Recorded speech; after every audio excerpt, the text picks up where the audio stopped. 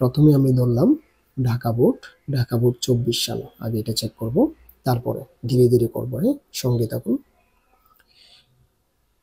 তো প্রথমে ম্যাথামেটিক্যাল গুলো আমরা সলভ করি, কারণ যেগুলো থিওরিটিক্যাল এগুলো তো আপনি পারবেন, নিজের থেকে পারবেন, তাই আমি ম্যাথামেটিক্যাল গুলো সলভ করব। ফার্স্ট অফ অল আমরা ম্যাথামেটিক্যাল পাচ্ছি একটা 3 নম্বরে। 3 নাম্বারটা যদি করতে যাই আমাদেরকে অবশ্যই উদ্দীপকটাকে পড়তে হবে।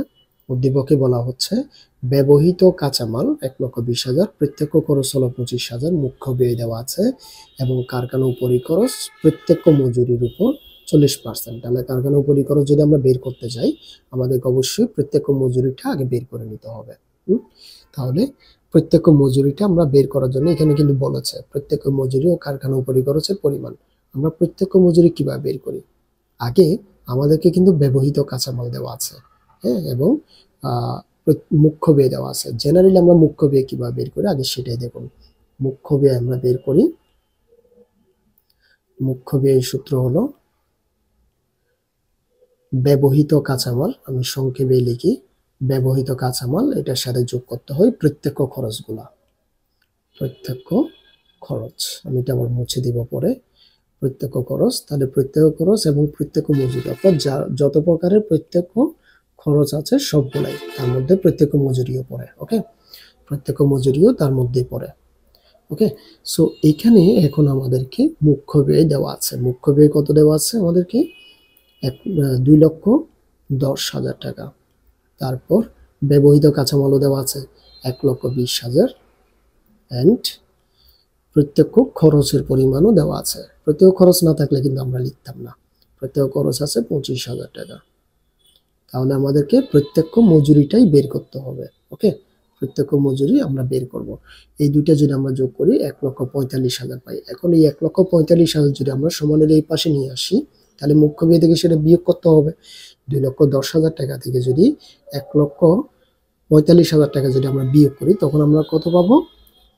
আমরা তখন পাবো 65,000 টাকা।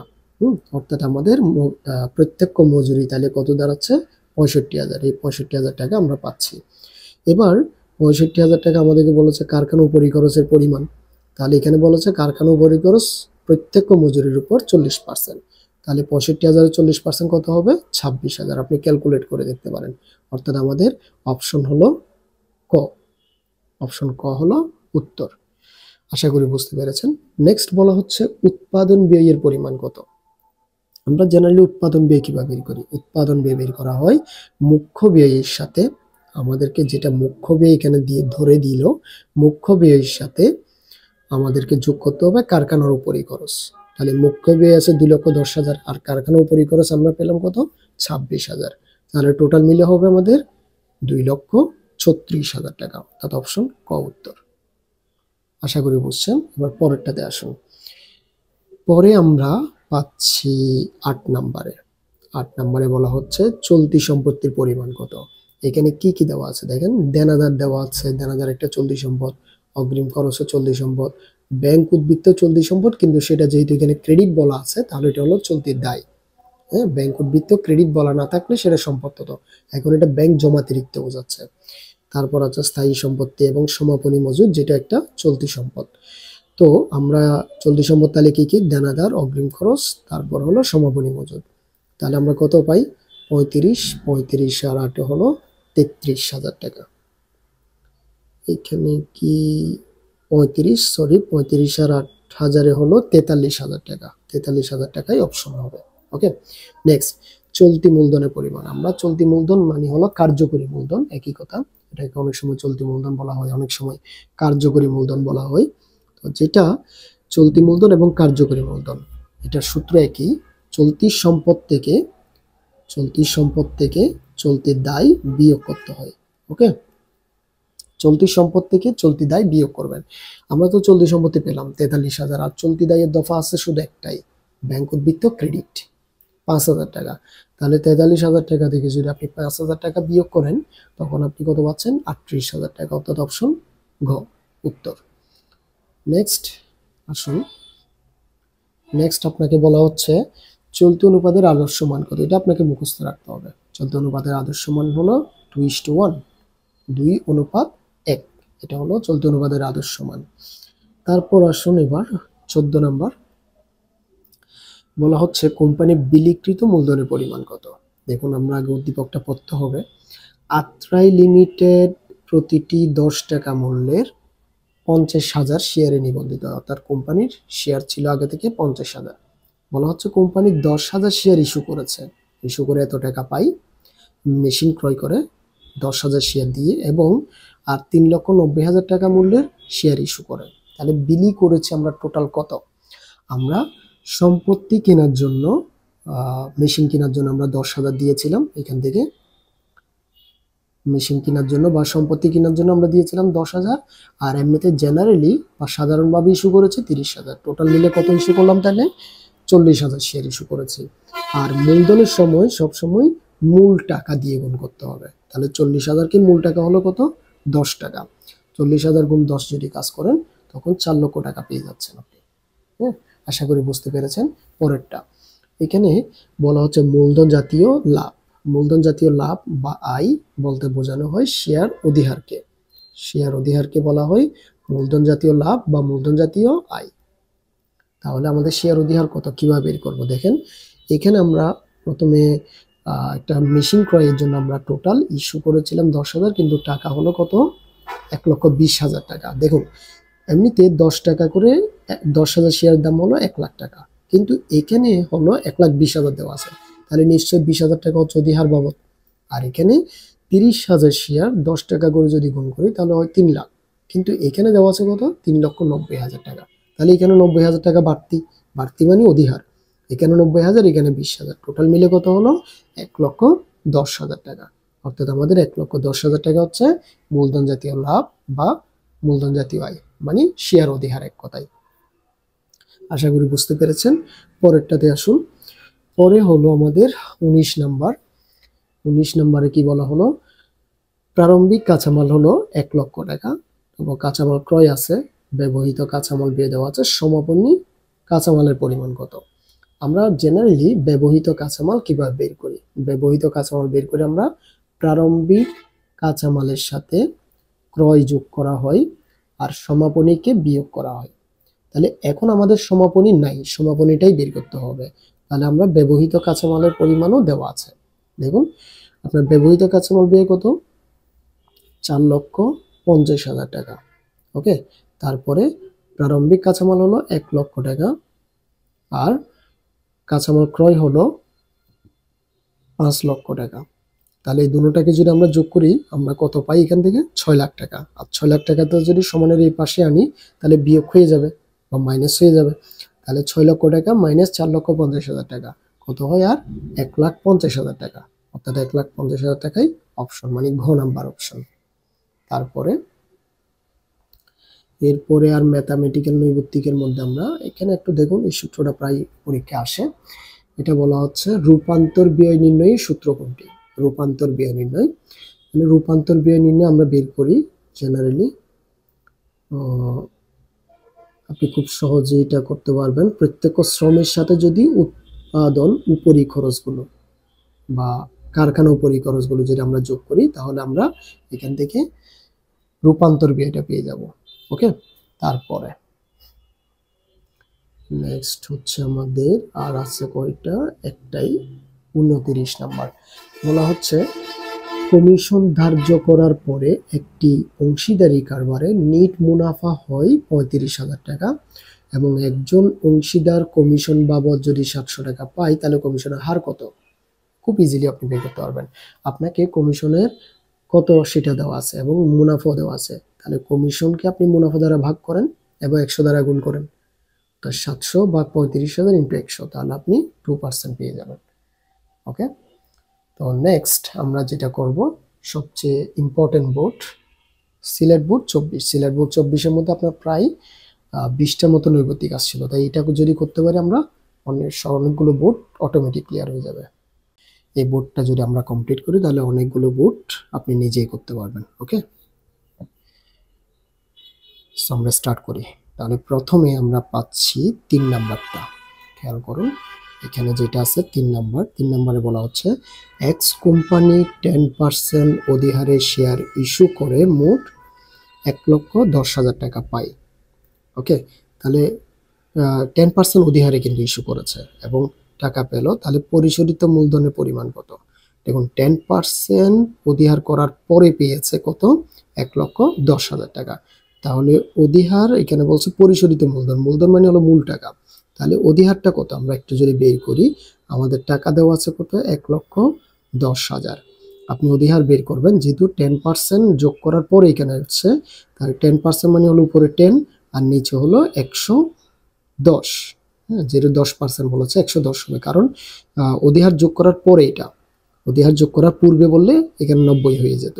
100 সাথে পরে বললে 100 সাথে যোগ করবেন, আর পূর্বে বললে 100 সাথে বিয়োগ করবেন। তাহলে 110 ভাগের 10 যদি আপনি কাজ করেন 10,000 টাকা বের হবে। আর 10,000 টাকা যদি আপনি বিয়োগ করেন তাহলে পরিশোধিত মূলধন হবে আমাদের 1,00,000 টাকা। আশা করি বুঝতে পেরেছেন। পরেরটাতে আসুন। পরেরটা বলা হচ্ছে আপনাকে 5 নাম্বার, এক্স লিমিটেডের নিট ক্রয় কত? এখানে বলেছে এক্স লিমিটেড এর হিসাব বই থেকে নিম্নের তথ্যসমূহ নেওয়া হয়েছে। ক্রয় দেওয়া আছে 1,80,000, বিক্রয় দেওয়া আছে, তাও প্রারম্ভিক মজুত পণ্য আছে, সমাপনী মজুত পণ্য আছে, ক্রয় বার্তা আছে, বিক্রয় ফেরত আছে। ক্রয় মানে আমরা দেখুন ক্রয় সংক্রান্ত খরচ কি কি আছে? আছে 1,80,000 টাকা। 1,80,000 টাকার সাথে এবার আপনার ক্রয় বার্তাটা বিয়োগ করে দেন 2,000 টাকা, তাহলে হয় কত? 1,78,000 টাকা। খুব ইজিলি আমরা অঙ্কটা করে ফেললাম, 1,78,000। কিন্তু এখানে বলেছে বিক্রিত পণ্যের ব্যয়। বিক্রিত পণ্যের ব্যয়ের সূত্র কি? বিক্রিত পণ্যের ব্যয়ের সূত্র হলো প্রারম্ভিক মজুদের সাথে আপনার নিট ক্রয়টাকে যোগ করবেন, তারপরে সমাপনী মজুদ পণ্য বিয়োগ করবেন। সো আপনার প্রারম্ভিক মজুদ পণ্য আছে কত? 30,000। 30,000-এর সাথে আমরা 1,78,000 নিট ক্রয় পেয়েছিলাম, ওটা যদি যোগ করি তাহলে হয় কত? 2,08,000। 2,08,000 টাকা থেকে এবার আপনার সমাপনী মজুদ পণ্য 2,000 টাকা বিয়োগ করেন, তাহলে হয় 2,06,000 টাকা। অপশন। ওকে, নেক্সট 7 নাম্বার। আপনাকে 7 নাম্বারে বলা হচ্ছে এখানে আসবাবপত্রের ক্রয় মূল্য দেওয়া আছে 1,20,000 টাকা এবং পুঞ্জীভূত অবচয় দেওয়া আছে। আসবাবপত্রের বহিমূল্যের উপর 10%। বহিমূল্য মানে হচ্ছে অবশিষ্ট মূল্য, মানে অবচয় বিয়োগ করার পরে অবশিষ্ট মূল্যকে আমরা বলে থাকি বহিমূল্য। এটা বহিমূল্যের উপর অবচয় ধার্য করা হলে আর অবচয়ের পরিমাণ কত? তাহলে বহিমূল্য মিন্স আমি কি বললাম? আপনার অবচয় বিয়োগ করার পরে যে মূল্যটার অবশিষ্ট থাকে সেটাকে বলে থাকি আমরা বহিমূল্য। তাহলে 1,20,000 টাকা থেকে অবচয় 20,000 টাকা বিয়োগ করেন, 1,00,000 টাকা থাকে। ওই 1,00,000 টাকার উপর 10% ধরলে 10,000 টাকা হলো আপনার অবচয়ের পরিমাণ। আশা করি এটা বুঝলেন। এরপরে আসুন, এরপরে আমরা পাচ্ছি এখানে 9 নাম্বার। তাহলে 9 নাম্বারের মধ্যে আমরা কি কি পাচ্ছি খেয়াল করুন।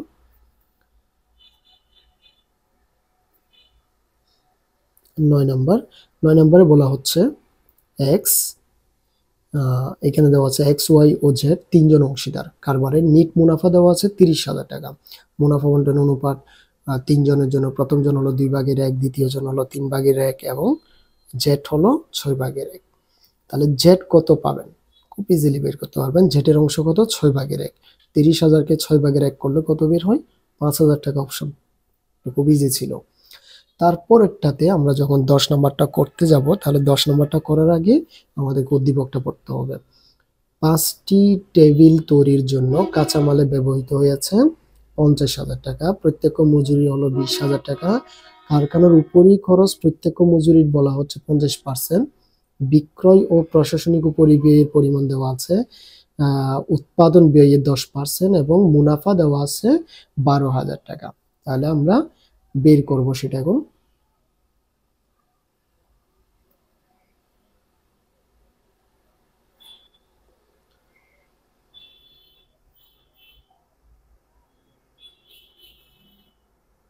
আমাদেরকে বলা হচ্ছে কি, কোনটা বের করতে বলা হলো? 10 নাম্বারটা। ওই 10 নম্বরে হলো দেওয়া আছে, 10 নম্বরে বলতেছে প্রতিটি টেবিলের উৎপাদন ব্যয় কত। টোটাল আমাদের উৎপাদন করতে কত খরচ হয়েছে। দেখুন উৎপাদন ব্যয়টা আমাদেরকে তাহলে দেওয়া ছিল, ব্যবহৃত কাঁচামাল ব্যয় দেওয়া ছিল। ব্যবহৃত কাঁচামাল ব্যয়ের সাথে যদি আমরা প্রত্যক্ষ মজুরিটা যোগ করি আমরা পাবো মুখ্য ব্যয়। তাহলে 50,000 এবং 20,000 যদি যোগ করি 70,000 হলো মুখ্য ব্যয়। আর মুখ্য ব্যয়ের সাথে আমাদেরকে কারখানা উপরিব্যয়টা যোগ করতে হবে। কিন্তু কারখানা উপরিব্যয় বলতেছে প্রত্যক্ষ মজুরি 50%, প্রত্যক্ষ মজুরি আছে 20,000, 20,000-এর 50% হলো 10,000, 10,000 আর মুখ্য ব্যয় ছিল 70,000, আর টোটাল মিলে হলো 80,000। 80,000 হলো আমাদের জন্য উৎপাদন ব্যয়। প্রতিটি টেবিলের জন্য যদি বের করি, এখানে মোট আমরা উৎপাদন ব্যয় যেটা 80,000 পেলাম সেটা কতটি টেবিলের? 5টি টেবিলের। তাহলে 5 দ্বারা ভাগ করেন, 5 ষোলো 80,000, অর্থাৎ 16,000 টাকা হচ্ছে আমাদের প্রতিটি টেবিলের উৎপাদন ব্যয় 16,000 টাকা। ওকে, নেক্সট বলা হচ্ছে প্রতিটি টেবিলের বিক্রয় মূল্য কত। তাহলে আমাদেরকে টোটাল এখন বিক্রয় মূল্যটা আগে বের করতে হবে। আমরা অলরেডি 80,000 টাকা পেলাম উৎপাদন ব্যয়, 80,000-এর সাথে আমাদেরকে এখন যোগ করতে হবে বিক্রয় ও প্রশাসনিক উপরিব্যয়। সেটা বলতেছে উৎপাদন ব্যয়ের 10%। আমাদের উৎপাদন ব্যয় কত পেলাম? 80,000, 80,000-এর 10% হলো 8,000। তাহলে টোটাল আমরা 80,000 এবং 8,000 যদি যোগ করি তাহলে হয় 88,000 টাকা। এই 88,000 টাকা হলো আমাদের জন্য মোট ব্যয়। মোট ব্যয়ের সাথে মুনাফা দেওয়া আছে 12,000 টাকা। তাহলে মুনাফাটা যদি যোগ করি আমরা 1 লক্ষ টাকা পাচ্ছি বিক্রয় মূল্য। এই 1 লাখ টাকাটা কতটার? 5টা টেবিলের। তাহলে 5 দিয়ে যদি ভাগ করেন প্রতিটা টেবিলে মূল্য বের হচ্ছে 20,000 টাকা। 20,000 টাকা হচ্ছে আমাদের প্রতিটি টেবিলের বিক্রয় মূল্য। আশা করি এটা বুঝতে পেরেছেন। নেক্সট দেখুন, এটা বারবার পরীক্ষায় থাকে, বেশিরভাগ ক্ষেত্রেই দেখা যায়। এটা আবার ব্যবস্থাপনার জন্য ইম্পর্টেন্ট। আইপিও, আইপিও এর পুনরূপ হচ্ছে ইনিশিয়াল পাবলিক অফারিং। এটা অনেক সময় বানানো আপনাকে ভুল করে দিতে পারে, আপনি ঠিকঠাক বানানটাকেই তুলে নেবেন। ইনিশিয়াল পাবলিক অফারিং, ইন্টারনাল নয়।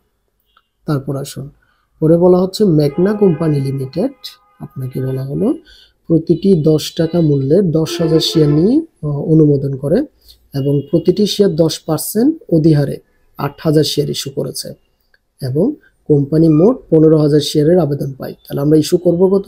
আমরা সবসময় কমটাইতে ইস্যু করব, তাই না? আমরা ইস্যু করেছিলাম 8,000 কিন্তু আবেদন পেলাম 15,000-এর। অতিরিক্ত আবেদন যে 7,000 পেলাম সেগুলো ফেরত দেওয়া হলো। তাহলে 8,000 শেয়ার ইস্যু করেছি, 15,000 আবেদন পেলাম, তাহলে 7,000 আমরা অতিরিক্ত আবেদন পেলাম, সেটা আমরা ফেরত দিয়ে দিব। ওকে, তাহলে এখানে বলা হচ্ছে আর্থিক অবস্থার বিবরণীতে অধিহারের পরিমাণ কত হবে। অধিহার বলুক অবহার বলুক সবসময় মূল শেয়ারের উপর। আর মূল শেয়ার মানে যেটা আপনি বিলি করতে পারবেন, মানে কম শেয়ারটাই তো আপনি বিলি করবেন, ওই বিলিখিত মূলধনের উপরেই অধিহার বা অবহার কাউন্ট করা হয়। তাহলে অধিহার বলা হচ্ছে আপনাকে 10%, মূল টাকা হলো 10 টাকা, 10 টাকার 10% হলো 1 টাকা। ওই 1 টাকা করে মূল শেয়ার অর্থাৎ 8,000 যদি গুণ করেন তাহলে 8,000 টাকা হচ্ছে আমাদের জন্য অধিহার। ওকে, নেক্সট বলা হলো আর্থিক অবস্থার বিবরণীতে দায়ের দিকে যোগফল কত হবে। দায়ের দিকের মোট যোগফলটা কত হবে? তাহলে আমরা আগে মূলধনটা বের করি।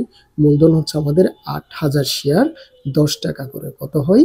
80,000 টাকা। ওই 80,000 আর এখানে অধিহার হলো 8 টাকা, তাহলে মোট হলো 88,000 টাকা হচ্ছে আমাদের দায় পাশের মোট যোগফল। ওকে, নেক্সট 17 নম্বর, চলতি দায় দেওয়া আছে আপনাকে 72,000, চলতি অনুপাত দেওয়া হলো 3.3:1। বলা হচ্ছে চলতি সম্পদের পরিমাণ কত। দেখুন 3:1 যেটা দেওয়া আছে তার মধ্যে 3 হলো সম্পদ এবং 1 হলো দায়। তো আমাদেরকে যেহেতু দায় দেওয়া আছে 1 এবং টোটাল দায় দেওয়া আছে 72,000, তাহলে 1 দিয়ে যদি আমরা 72,000-কে ভাগ করি 72,000, আর সম্পদ কত? সম্পদ বলা হচ্ছে 3। তাহলে সম্পদে যখন বের করতে হবে 3 দ্বারা গুণ করে দেন। 3 দ্বারা যদি আপনি গুণ করেন তাহলে আপনার আসবে কত? 2,16,000। এটা আমি মুখে মুখে বললাম, আপনাকে আমি একটু গাণিতিক প্রক্রিয়ার মাধ্যমে এটাকে বের করে দেখাই। দেখুন গাণিতিক প্রক্রিয়াটা কেমন হবে। ধরে নিন আমাদেরকে দেওয়া আছে কত? 3:1। তো আমরা এটাকে 3-কে ধরলাম 3x এবং 1-কে ধরলাম 1x। আমাদেরকে যেহেতু চলতি দায়ের পরিমাণ দেওয়া আছে, আমরা দায় চিন্তা করব এই পাশেরটা, সম্পদ হবে এই পাশেরটা। তাহলে আমাদের দায় দেওয়া আছে কত? 1x সমান আমাদেরকে দায় দেওয়া আছে অলরেডি 72,000 টাকা।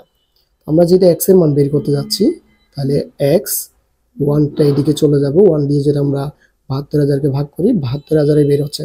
এখন আমাদেরকে বের করতে হবে কি? সম্পদ। তাহলে সম্পদ ছিল আমাদের কত? 3x, আর 3x এর মান আমাদের কত? x এর মান হচ্ছে 72,000। যদি গুণ করেন তাহলে আপনি সম্পত্তি পাচ্ছেন। এইভাবে আপনি দায়ও বের করতে পারবেন, চলতি মূলধনও বের করতে পারবেন। 2,16,000 টাকা। ওকে, নেক্সট তাহলে 2,16,000 টাকা আমরা পেয়ে গেলাম। এবার আসুন আপনাকে দেওয়া আছে এখানে রয়্যাল ট্রেডার্স কোম্পানি 31শে ডিসেম্বর 2023 সালের মোট সম্পদ দেওয়া আছে 20 লক্ষ টাকা, স্থায়ী সম্পত্তি দেওয়া আছে 15 লাখ, আর মোট বহির্দায় দেওয়া আছে 5 লক্ষ। আপনি একটা জিনিস মাথায় রাখতে হবে, বহির্দায় মানে কি? বহির্দায় মানে হলো দীর্ঘমেয়াদী দায় বা ঋণপত্র প্লাস চলতি দায়। ওকে, চলতি দায়ের সাথে দীর্ঘমেয়াদী দায় মানে ঋণপত্র যদি আমরা যোগ করি তাহলে আমরা বহির্দায় পাই। অর্থাৎ বহির্দায়ের ভিতরে দীর্ঘমেয়াদী দায়ও আছে, চলতি দায়ও আছে। এখন আপনাকে প্রশ্নে কি বলা হয়েছে? প্রশ্নে বলা হচ্ছে উক্ত প্রতিষ্ঠানের মালিকানা তহবিল কত? আমরা জানি সম্পদ সমান দায় যোগ মালিকানা তহবিল। ওকে, তো আমাদের তো দায় দেওয়া আছে, এখন সম্পদ কত? মোট সম্পদ দেওয়া আছে 20 লক্ষ, তার মধ্যে দায়টা যদি আমরা বিয়োগ করে দিই বাকি থাকলো আর 15 লক্ষ টাকা। ওই 15 লক্ষ টাকাই হবে আমাদের জন্য মালিকানা তহবিল। আশা করি বুঝতে পেরেছেন। তো পরেরটাতে আপনাকে বলা হচ্ছে দায় সম্পত্তির অনুপাত কত? দায় সম্পত্তির অনুপাতের সূত্র কি? দায় সম্পত্তির অনুপাতের সূত্র হলো আমাদের বহির্দায় ডিভাইডেড বাই বহির্দায়, ওকে, বহির্দায় ডিভাইডেড বাই মালিকানা তহবিল। বহির্দায় ডিভাইডেড বাই মালিকানা তহবিল, এটাই হচ্ছে আমাদের দায় সম্পত্তির অনুপাতের সূত্র। তো আমাদের বহির্দায় দেওয়া আছে কত? 5 লক্ষ। তারপরে আপনাকে মালিকানা তহবিল আমরা এখন কত পেলাম? 15 লাখ। ওকে, তাহলে 15 দিয়ে যদি এটাকে ভাগ করেন আপনার কত বের হবে? 0.33 বের হবে, 0.33 বের হবে। তাহলে 0.33 যদি বের হয় আমাদের অপশন কোনটা হচ্ছে? 0.33:1, অর্থাৎ খ নাম্বার উত্তর। তারপরে আসুন নেক্সট, আপনাকে বলা হচ্ছে অনি বনি জনি প্রত্যেকে পরেরটা জন্য প্রত্যেকে 2 লক্ষ টাকা করে মূলধন নিয়ে একটি অংশীদার কারবার শুরু করে। এখন 2 লক্ষ টাকা করে প্রত্যেকে মিনস হলো 3 জনে, অর্থাৎ 3 জনে, তাহলে মোট কত হয়? 6 লক্ষ টাকা নিয়ে কারবার শুরু করে। বছর শেষে তাদের নেট মুনাফা দাঁড়ায় 72,000 টাকা। এখন বছর শেষে যদি নেট মুনাফা 72,000 টাকা দাঁড়ায় তাদের লাভ ক্ষতি বন্টন অনুপাত হচ্ছে 3-2-1, অর্থাৎ টোটাল মিলে 3 জনের জন্য প্রথম জন হলো 3, 2, তারপর পরের জন হলো 1, সবগুলো মিলে যদি আমরা যোগ করি 6 ভাগের প্রথম জন হলো 3, তারপর দ্বিতীয় জন হলো 6 ভাগের 2, তৃতীয় জন হলো 6 ভাগের 1। প্রথমে বললো জনির সমাপনী মূলধনের পরিমাণ। সমাপনী মূলধন আমরা কিভাবে পাবো? সমাপনী মূলধন হলো প্রারম্ভিক মূলধনের সাথে মুনাফাটা যোগ করে দিবেন। প্রারম্ভিক মূলধন দেওয়া ছিল 2 লক্ষ, এবার তার মুনাফা বন্টন অনুপাত বলেছে তার 6 ভাগের 1 ভাগ, মুনাফা দেওয়া ছিল 72,000, তাহলে 72,000-এর 6 ভাগের 3 ভাগ যদি কাজ করেন তাহলে হবে 36,000। যদি 2 লক্ষ টাকার সাথে যোগ করেন তাহলে 2,36,000 টাকা হলো অপশন। এখন বলা হচ্ছে অনি বনি জনি বন্টনকৃত মুনাফার কোন ক্রমিক ধারাটি সঠিক? তাহলে আমরা যদি বের করি, আমরা প্রথম জন তো বের করলাম অনি, দ্বিতীয় জন হলো 72,000-এর 6 ভাগের 2 ভাগ, কেন? ওই যে তার ক্রম হলো 2, তাহলে বের হবে 24,000। ওকে, তারপরের জন 72,000-এর 6 ভাগের 1 ভাগ, তাহলে সেখানে কত বের হয়? 12,000, অর্থাৎ 36,000, 24,000, 12,000। তাহলে এখানে অপশন পাচ্ছি আমরা, সেরকম অপশন পাচ্ছি ঘ নাম্বারটা, 36,000, 24,000, 12,000 অপশনটা আনসার। তারপর পরেরটা খেয়াল করুন। পরে আপনাকে বলা হচ্ছে যে XYZ ম্যানুফ্যাকচারিং কোম্পানি কাঁচামাল প্রারম্ভিক মজুদ 60,000 টাকা, তারপর পণ্য ক্রয় দেওয়া আছে, সমাপনী মজুদ দেওয়া আছে, কারখানা উপরিখরচ দেওয়া আছে। ব্যবহৃত কাঁচামাল ব্যয় কত? ব্যবহৃত কাঁচামাল ব্যয়ের জন্য আমরা প্রারম্ভিক মজুদের সাথে ক্রয় যোগ করব এবং সমাপনীটাকে বিয়োগ করে দেব, তাহলে হয় 1,80,000, 30,000 যদি বিয়োগ করে দেন 1,50,000 টাকা হলো অপশন। তারপর কারখানা উপরিব্যয় 40,000 টাকা দেওয়া আছে, ব্যয়ের পরিমাণ কত? তাহলে আমাদেরকে টোটাল ব্যয়টা যদি আমরা বের করি, যে আমরা ব্যবহৃত কাঁচামাল ব্যয় পেলাম ওটার সাথে উপরিব্যয়টা আমরা যোগ করে দেব, তাহলে 1,90,000, 1,50,000-এর সাথে 40,000 যোগ করলে 1,90,000 টাকা হলো অপশন। তারপর বলা হচ্ছে এরপরে প্রত্যক্ষ কাঁচামালের সাথে অন্যান্য প্রত্যক্ষ খরচগুলো যদি আমরা যোগ করি তখন আমরা কি পাই? তখন আমরা পাই মুখ্য ব্যয়। ওকে, তারপরে আসুন লাস্টেরটা একটু হার্ট করা আছে অনেক বড়।